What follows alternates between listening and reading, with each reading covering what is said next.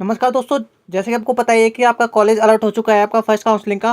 तो दोस्तों आज की इस वीडियो में आपको बताऊंगा कि आपको आगे क्या प्रोसेस करनी है, आपको एडमिशन कैसे लेना है, फीस कैसे जमा करनी है। आज की इस वीडियो में पूरे डिटेल से बताऊंगा। तो दोस्तों वीडियो को मिस मत करना, लास्ट तक देखना जिससे कि आपको पूरा समझ में आए। और अगर आप हमारे चैनल पर न्यू है तो प्लीज़ सब्सक्राइब करना है, बेल आइकन को जरूर दबाना। दोस्तों आपको सबसे पहले पीटीटी सर्च करना है गूगल। और दोस्तों आपको उसकी ऑफिशियल वेबसाइट पे आ जाना है। आपको ऑफिशियल वेबसाइट पे क्लिक करना है दोस्तों। ये आपकी ऑफिशियल वेबसाइट ओपन हो चुकी है और दोनों का प्रोसेस सेम रहेगा। बीए बीएड, बीएससी बीएड और बीएड तीनों का प्रोसेस सेम रहेगा दोस्तों। तो मैं आपको बता दूं आपको करना क्या है। आपको सिंपली यहाँ पे लिख रहा होगा, देखो इस दोनों में सारी डेट सेम है। इन दोनों में शेड्यूल में आपको जाना है। यहाँ पर आपका देखो काउंसलिंग हो चुका, 5,000 रुपये वहाँ पे लग गए। कॉलेज चॉइस फिलिंग की आपने, फिर अलॉटमेंट फर्स्ट काउंसलिंग।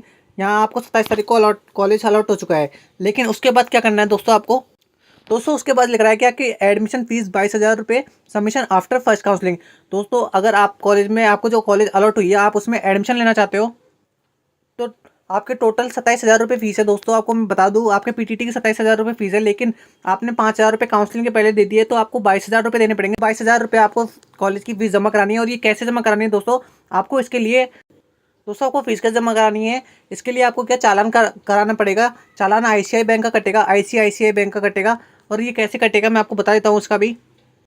ये दोस्तों मैं आपको बताऊंगा कि इसको ये चालान कैसे कटेगा और आपको कैसे बैंक में जाके जमा करना है और आपकी फ़ीस कैसे जमा होगी और कॉलेज का एडमिशन आपका कैसे होगा। लेकिन दोस्तों आपको कॉलेज अलॉट हो चुके हैं। दोस्तों जैसे कि आपने 10 कॉलेज भरी, उसमें से आपको तीसरे नंबर की कॉलेज मिली, लेकिन आपको क्या दूसरे नंबर की कॉलेज चाहिए थी। तो आप उसको अपवर्ड मूवमेंट का जो फॉर्म है वो अप्लाई कर सकते हो। अपवर्ड मूवमेंट क्या होता है दोस्तों, कि आपको वो वाली कॉलेज नहीं चाहिए, आपको उसके ऊपर वाली कॉलेज चाहिए। आप नीचे वाली कॉलेज का फॉर्म नहीं भर सकते। जैसे आपके दूसरे नंबर की जो कॉलेज है आपको वो मिल जाएगी, या पहले नंबर की कॉलेज है अगर वो मिल जाएगी, अगर उसमें सीट खाली हुई तो।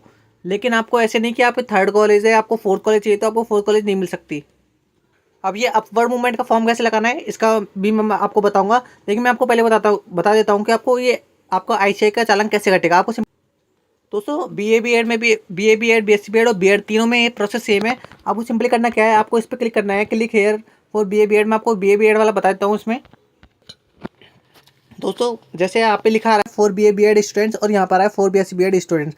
आपको सिंपली करना क्या है, आपका पेमेंट 5,000 रुपये का कर दिया आपने, अलॉटमेंट लेटर प्रिंट कर लिया। अब आपका चेक एडमिन स्टेटस पर आपको क्लिक करना है। और दोस्तों आपको पहले आपका अलॉटमेंट लेटर डाउनलोड कर लेना है। दोस्तों आपको चेक अलॉटमेंट लिस्ट पे क्लिक करना है, प्रिंट अलॉटमेंट लेटर पर क्लिक करना है। दोस्तों जैसे आप प्रिंट अलॉटमेंट लेटर पर क्लिक करोगे तो यहाँ पे आपको पेमेंट ऑप्शन दिख जाएगा कि आप इमित चालान के थ्रू करवाना चाहते हो या ऑनलाइन आईसीआई बैंक के द्वारा। तो दोस्तों अगर आप, मैं बताऊँ, आप आईसीआई बैंक का चालान करवा सकते हो। आपको सिंपली करना क्या होगा, यहाँ पे आपकी डिटेल्स भर लेनी है, नॉर्मल सारी चीज़ें। और फिर आपको आईसीआई बैंक का चालान कटा के आपको 22,000 रुपये की स्लिप मिलेगी। आपको वो बैंक में 22,000 रुपये जमा कराने हैं और वो सीधा आपका पीटीटी के अकाउंट में चल जाएंगे, ऑफिशियल वेबसाइट पे चल जाएंगे। और उसके बाद आपकी कॉलेज की फ़ीस जमा हो जाएगी। और कॉलेज की फ़ीस जमा हो जाएगी तो आपको उसके बाद क्या प्रोसेस करना है दोस्तों, आपके कॉलेज की फ़ीस जमा होने के बाद यहाँ पर लिखा हुआ है कि कितने से कितने तारीख तक ये आपका जो पेमेंट जमा करवाना है। मैं आपको बता देता हूँ, जैसे मैं बैक लेता हूँ यहाँ पर। दोस्तों यहाँ पे लिखा हुआ है ना कि एडमिशन फ़ीस आपको कब से कब तक जमा करानी। दोस्तों यहाँ पे लिखा हुआ है ना कि 28 तारीख से लेकर आप 2 तारीख तक फ़ीस जमा करा सकते हो, 22,000 रुपये आपकी फर्स्ट काउंसलिंग के बाद। दोस्तों जब आप आपकी फ़ीस जमा करा दोगे तो कॉलेज से फ़ोन आएगा और कॉलेज में आपको आपके जो डॉक्यूमेंट्स हैं वो सबमिट कराने पड़ेंगे। और आपको कॉलेज में रिपोर्टिंग करनी होगी। रिपोर्टिंग कैसे करते हैं, reporting in college after counselling. आपने जब फीस जमा करा दी तो आपको अगला प्रोसेस क्या है कि आपको रिपोर्टिंग करनी होगी। कैसे, कितने तारीख से कितने तारीख तक, 29 तारीख से लेकर 3 तारीख तक के बीच में आप रिपोर्टिंग कर सकते हो। दोस्तों आपको कॉलेज वाले आपसे मार्कशीट मांगेंगे, आपके मार्कशीट लेके जानी है आपको 10th प्लस 12th की। आपको फ़ोटो लेके जानी है अपनी 2 सिग्नेचर। और आपको जो पेमेंट रिसिप्ट मिलेगी, आप या ई मित्र से करवाओगे तो आपको ई मित्र की जो कॉपी है वो लेके जानी पड़ेगी।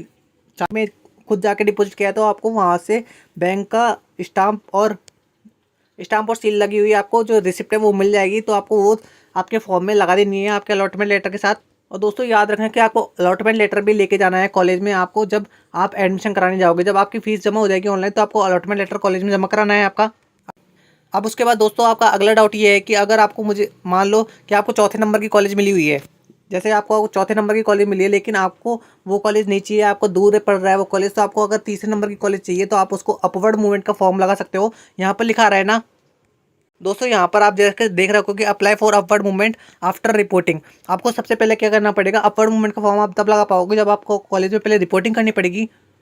जब रिपोर्टिंग कर लोगे तो आप 30 तारीख से लेकर 4 तारीख तक के बीच में आप अपवर्ड मूवमेंट का फॉर्म लगा सकते हो। इससे क्या होता है दोस्तों, बता दूं कि जो ये अपवर्ड मूवमेंट है वो क्या होता है। अपवर्ड मूवमेंट में दोस्तों आपने आप मान लो 5वें नंबर की कॉलेज भरी और आपको चौथे नंबर की कॉलेज चाहिए, तो अगर चौथे नंबर की कॉलेज में अगर आपकी सीट खाली है, किसी पर्सन ने वो पीटीटी काउंसलिंग नहीं करवाई, आई मीन 22,000 रुपये फीस डिपॉजिट नहीं किए, तो आपको वो वाली सीट मिल सकती है अगर आपके नंबर अच्छे हुए पीटीटी में।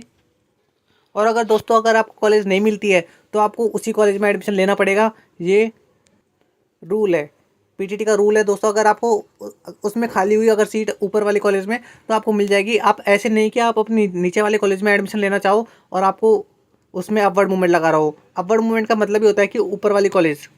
तो दोस्तों आपको मैं ये भी बताता हूँ कि ये जो आप अपवर्ड मूवमेंट लगाओगे उसका भी फॉर्म आपका निकलेगा। उसका जो लिंक है आपको दोस्तों 30 तारीख से 4 तारीख तक के बीच में यहाँ पर आपको शो होगा, तो आप उस पर अपवर्ड मूवमेंट कर सकते हो। आपका अगला ऑप्शन दे रखा है यहाँ पे college allotment after upward movement. यहाँ पे दे रखा है 8 तारीख को, जो आपको 8 अगस्त को आपको अपवर्ड मूवमेंट की कॉलेज अलॉट हो जाएगी। आपने अपवर्ड मूवमेंट के लिए अगर फॉर्म लगाया होगा और आपको अगर कॉलेज मिली होगी तो आपको दिखा दिया जाएगा उसमें, आई मीन अपवर्ड मूवमेंट का जो रिजल्ट है आपका 8 तारीख को आ जाएगा।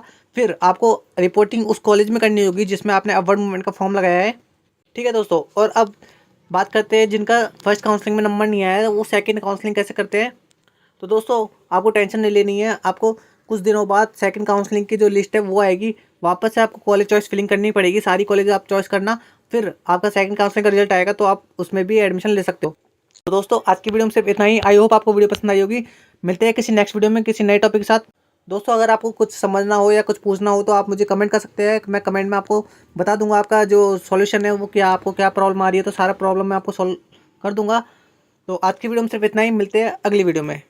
और दोस्तों आपको मैं एक बात और बता देता हूँ इस वीडियो में, अगर आपको यहाँ पर आपका 22,000 रुपये के चालान का जो स्टेटस है वो चेक करना है तो यहाँ पर आप चेक चालान स्टेटस पे क्लिक करना और आपको जो चालान नंबर दे रहे हैं उस नंबर पे आपको जहाँ ऊपर चालान कॉपी पे चालान नंबर मिलेंगे, आपको उस चालान नंबर को यहाँ पे क्लिक करना है और आप उससे आपको जो ट्रांजेक्शन है वो चेक कर सकते हो कि वो सक्सेस हुआ है या नहीं हुआ है, या फेल हुआ है या नहीं हुआ।